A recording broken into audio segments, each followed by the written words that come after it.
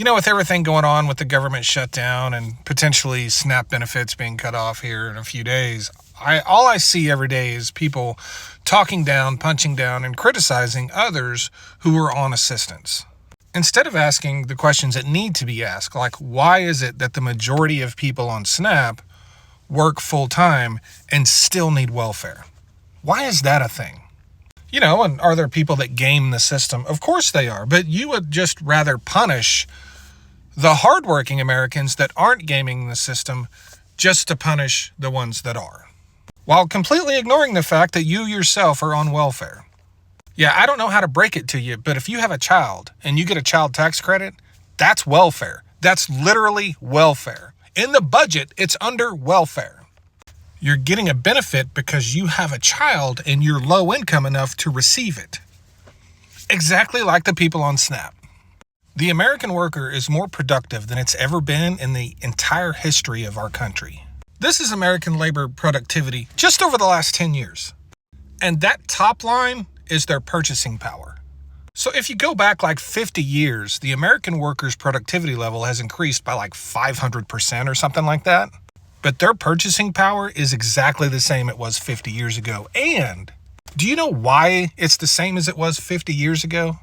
This reflects all workers, and it doesn't reflect their purchasing power by income level. If you were to remove the top 3 to 5% of American workers that make the most money, if you were to remove them from this chart would go straight down.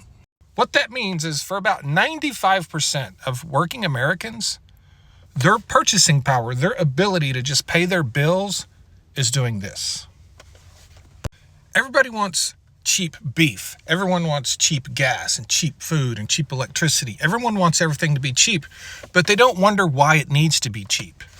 It needs to be cheap because the American worker is not being paid what they're worth. And what they're worth is very easy. Just look at their productivity. And what people in this country need to come to terms with is, regardless of your political party, your political affiliation, any of that, there is not one single person in our government that prioritizes the American worker.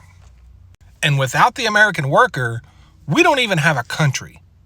And I get it. If you're a Republican, you probably think Republicans care about American workers. Same for Democrats. I hate to tell you, but you're both wrong. You couldn't be more wrong. You've never been right. And we know this because the value of the American worker has been rising for corporations for decades and decades. Yet the compensation or the purchasing power for the American worker has done nothing but fall for decades and decades. Now look, I get it. There's always going to be winners and losers in life. That's just how it is. But what we have done in this country is we have made winning and losing so extreme. We've elevated the winners to such high levels and we've crushed the losers to such low levels that winning is generational wealth and losing is generational poverty. And the reason the American worker is more productive than they've ever been in our history is because they will literally starve if they're not.